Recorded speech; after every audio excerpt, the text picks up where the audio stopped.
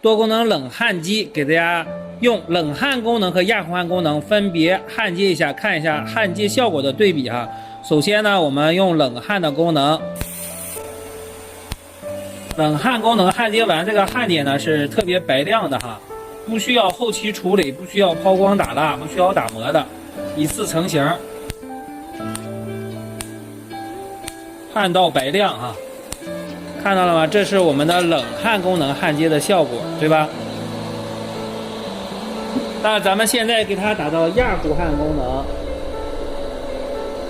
要用我们亚弧焊功能哈，冷焊功能的电流呢是140安培，然后亚弧焊功能呢咱们是30安培。